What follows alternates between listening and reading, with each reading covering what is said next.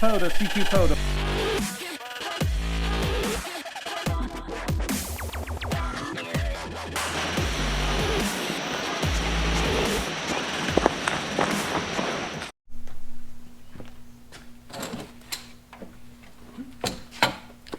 Hey guys, well, all the yard work's done. Well, most of the yard works. I cut the weeds, I cut the grass, I broke up some large boulders that are coming to the surface in our yard with a big sledgehammer, and after that, cooked on the grill. Of course, it's Memorial Day, so you want to cook on the grill and have a good time.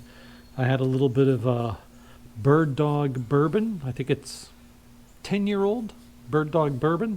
Really good, and saluted those who gave all to fight for our freedoms and protect this country. So, but I do have an idea for a video, so I'm going to shoot that. When you're going out in the field and you're using a wire antenna, you need to put that antenna up somehow. One of the ways is with a mast. This is a compact, this is the Soda Beam's compact travel mast. And I believe this is a 10 meter, which is what, 32 feet? And I'll go over that.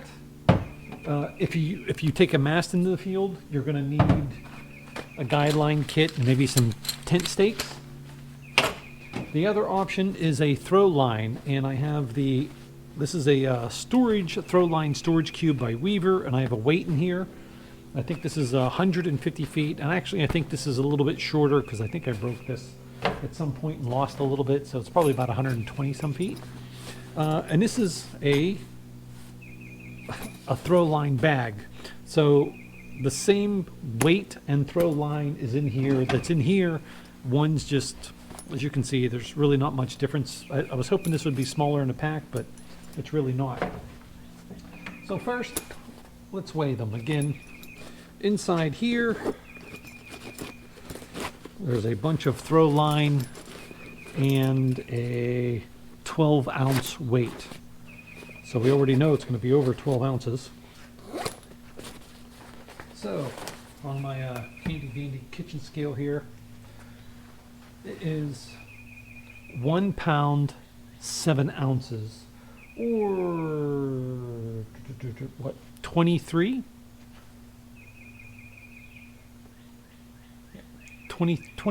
ounces, and that is 655 grams. So do you think this will be heavier, or do you think this will be lighter? 912 grams, or 2 pounds. So this one is 32 ounces. Let's move these up here so I can get an accurate weight on the mast. And I'm going to put my throw line kit and some tent stakes on here as well. 3 pounds, 3 ounces.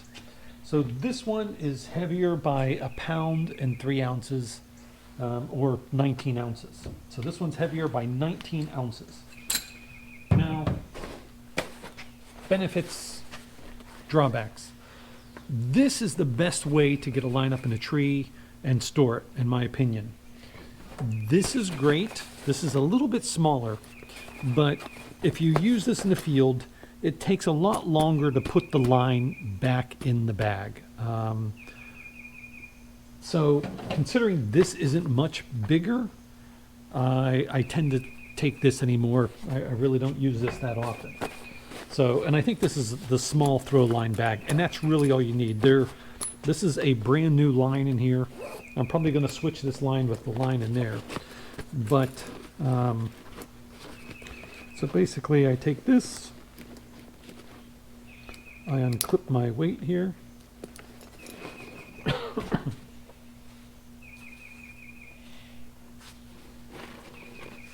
And you throw it up in a tree, and you have all this line comes out, all the line comes out of the bag. It doesn't tangle because it's tied on both ends. Now, when you're done, getting this back in the bag.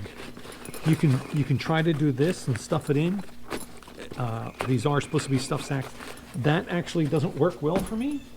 What I found is if you do the horns and start wrapping the rope around like this, make sure you're crossing over each time, cross, you know, in the X pattern, just like you would if you're rolling up other small wires and stuff like that.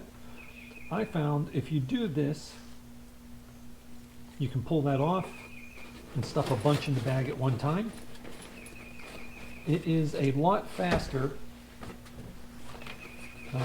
to do, but it's still not as fast as using the cube.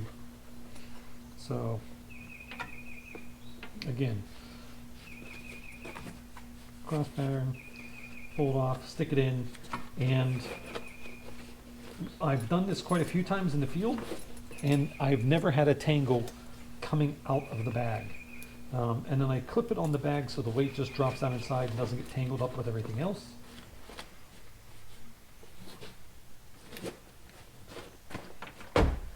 Oh, and that's it. That's that. This is much easier.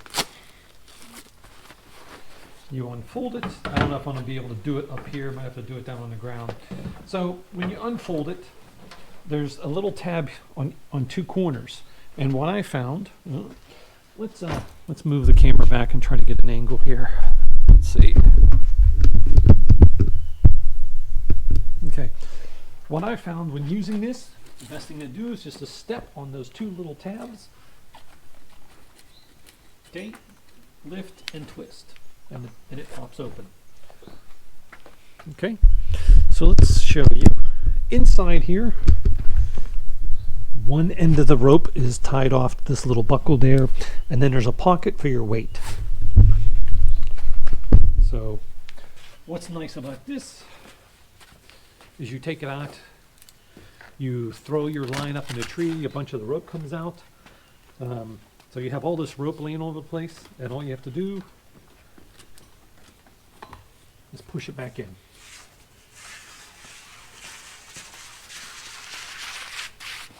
Put the weight back in the pocket, collapse it, push it down, fold it over once, fold it over twice, and it's packed up. So this is a lot faster than the bag. The bag still works. This just is way faster.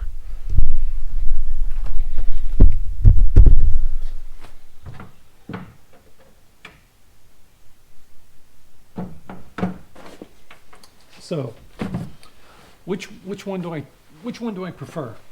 It depends on where I'm going. If I'm going into my backyard, I've got a lot of really tall trees, and I can get my antenna higher with this than I can with this. But if you're going someplace where you don't know if you can put a line up in a tree, some parks do not allow you to throw lines up in a tree. I've never had a problem with any of the state parks here in PA so far. But if you've watched my videos, you know that I do go to a hilltop at Hillman State Park where there's no trees at all. So I have to use my antenna mast and guy it. Now I do have the carbon 6 mast on back order. I ordered one. It is a 6-meter mast. But it's a third of the weight of this one, but it won't hold heavier antennas. This one, get the cap off. This one, what I did, if you look, there's the top centerpiece here, and let's see if you can see that. You see how small that little piece is right there? That is actually the top section. I have the top section glued into this section, the next section down. So it makes it a bit stiffer. So because this was bowing over, this actually makes it nice and stiff, and I can use it pretty well. And then I also glued one of these sections down here together as well. So I actually have a couple of sections glued together, and how you put this up is You lift it, twist it into position so it's nice and tight. Again, lift it, twist it into position so it doesn't collapse while you're using it. And like I said, so this initially was 32 feet.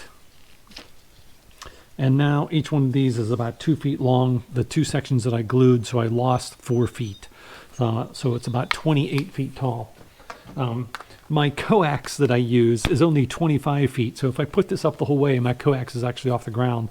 So usually I have this up right around 25 feet, or maybe a little less, maybe 2 feet lower. So anywhere from 23 to 25 feet usually for my antenna. And it works great. It's just a matter of where you're going and what your preference is. If you were buying today, and this throw line is Weaver throw line, it's a Weaver throw weight. I've slammed, this one has slammed, the weight in here has slammed to the ground tons of times, and it hasn't broken open or anything like that. You could take a bag with you and throw rocks in it and use that as your throw line, but I really like the Weaver weight. It doesn't get stuck in trees, it's easy to use. I think if you put rocks in a bag and it slammed into the ground a few times, I think you'd eventually rip the bag. Where this is extremely durable. The line slips through the tree limbs. It doesn't leave a mark on the trees. When it slides through the trees, it's an arborist line. It doesn't kink. It's not super strong. Like I said, I got the weight snagged in a tree once and I broke the line pulling on it. And luckily the other end of the line fell down the other side. But I don't know what the breaking strength is on, but it's a very nice line. It doesn't absorb water. It's a plastic line, so it doesn't absorb water either. So it works great. All these, it's good. It's just a matter of where you're going. This is obviously a heavier solution, but a lot of times this is easier. You don't always need a guy line kit. If you can find a fence post or a stump or a small tree to strap this to, then you don't need to guy it.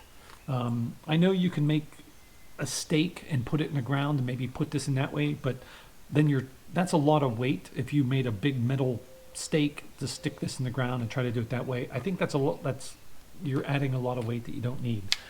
So again, this mast has been great. I honestly have no complaints about it. Like I said, it's like 3 pounds for the mast, so it's really not incredibly heavy for how high you get. And I like that it's short, that you can put it in a backpack. I know there's other taller masts, but I think they're in 4-foot sections, so I think their sections are twice as long as this. I like having this compact version that will fit into on the outside of my backpack. You could stick this in the backpack and it would stick out a little bit as well. If you had a regular backpack, you could do that. But yeah, Soda Beam's compact travel mast. And then, like I said, I just have some tent stakes and some paracord guideline kit that I made. So either one of these, it just depends on your situation and where you'll be setting up. I know the guys in Arizona, like the Tech Prepper and Charlie, K6ARK, they don't always have the option to guy something by sticking stakes in the ground because the ground is so hard and rocky. And in those cases, they tend to pile rocks up around this, around their pole to hold it upright. So it's just a matter of where you are and how you're doing it. But those are my 2 recommendations for that. Either one of those. Like I said, I really don't take this one very often. It's kind of my backup. If I want to put a dipole up in the backyard and I want a line over 2 trees, I'll break this one out too and use it as well. But other than that, it's a spare. I'm going to throw this in here somewhere. This is my max gain fiberglass mast with these locking, instead of twist lock, it's actually a pinch lock. These pinch down and hold it. That one needs tightened up actually. These do come loose, so I do have to tighten them up every once in a while. But this mast is 5 feet long collapsed. It barely fits in the back of the truck. when it's completely folded, I have a 5-foot bed, and I put it on an angle because I don't think I can close the tailgate without hitting the bottom. Let's see if I can get it on the scale. Got it rolling off. And that mast weighs 8 pounds, 7 ounces, so it's not a light mast. This isn't something that you would go backpacking with, but it's a great mast for portable operations with a vehicle. I have a trailer hitch. This is the mast that I put in that trailer hitch holder. It's a trailer hitch flagpole holder, and then put the mast up that way, and it works great for that. It's just another option when you do it. Now, I could very easily put my 10-meter soda beams mast in that flagpole holder and use that. This just happened to be the first one I bought, so that's why I have this. And then when I started going backpack portable, I needed something lighter, so I bought that other mast. So that's why I have two. If I was buying today, I would not buy this one. I would just use the soda beams one for both car operations and portable backpack. Well, that's all I have for today. I'll put the weights down in the description, so you have that in the description there, and where you can get each one of these. These I bought off of Amazon.